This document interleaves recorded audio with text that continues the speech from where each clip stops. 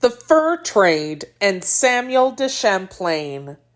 Many of the Frenchmen who came to North America in the 1600s and 1700s were fur traders. These traders traded with the native people. They gave them European goods in exchange for animal skins and furs. The traders collected many kinds of fur, but they were most interested in beaver pelts. Beaver hats were popular in Europe. You could sell beaver hats in England, France, Germany, and Russia. A beaver hat. Why were beaver hats so popular? For one thing, beaver fur is thick. It is thick enough to keep your head warm in a cold Russian winter, and it is waterproof. Rain runs off a beaver hat. Your head stays dry. Some hat makers used the beaver fur as it was. They made soft, puffy hats.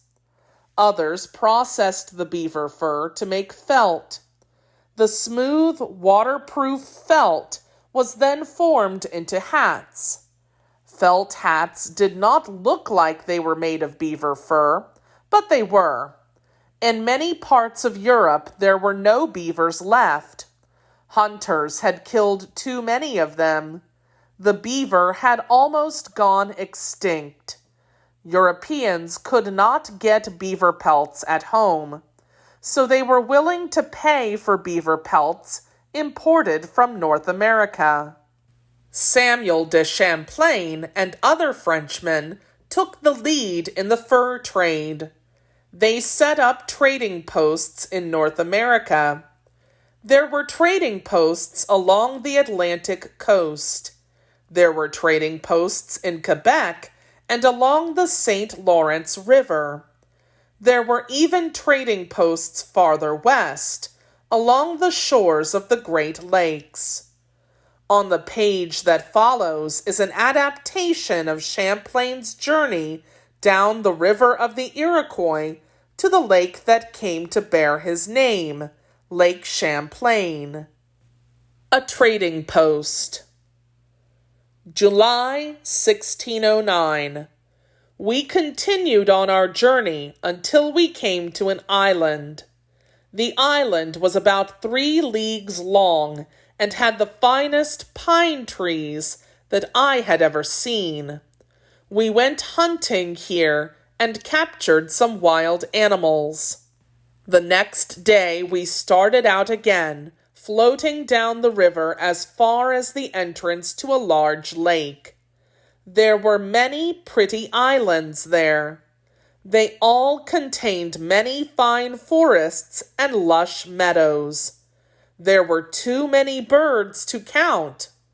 Also, we saw all kinds of wild animals, such as deer with their young fawns, bears, and many animals that move from the mainland over to the islands and back again. We captured many of these animals as well. There were many rivers that emptied into the lake, as well as dense forests of fine trees. I found chestnut trees on the border of the lake. I had never seen trees like this before. There were great numbers of fish in the lake.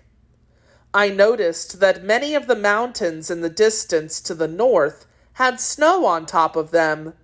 I was told that the Iroquois lived there, and that there were many beautiful valleys with fruit and grain there.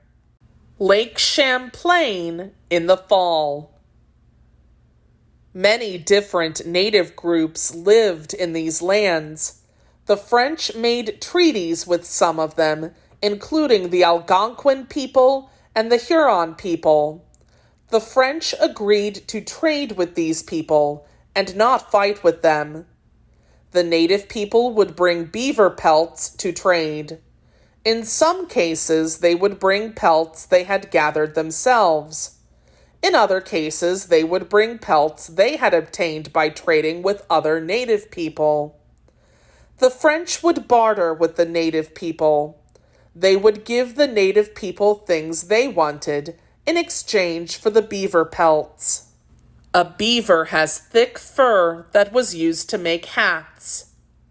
Many of the things the native people wanted were made of metal. Most native people did not make their own metal products. They had to trade for these items. Many native people traded furs for knives and axe blades. Others traded for kettles and fish hooks. Still others traded for glass beads from Europe, which were highly desirable. The French would gather up lots of beaver pelts. Then they would ship the pelts back to France and sell them. They made a lot of money doing this, so they did it again and again. As time went on, the French learned what the native people liked.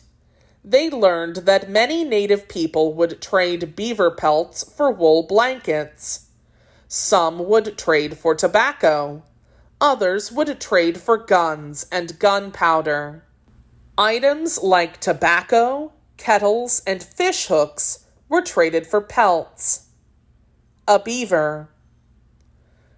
In 2011, the people of Canada put an image of a beaver on the back of their nickel. They did not put the beaver on their nickel because he is cute. They put the beaver there because the fur trade is an important part of the history of Canada. For 200 years, the fur trade was a source of income for the French and the native people alike.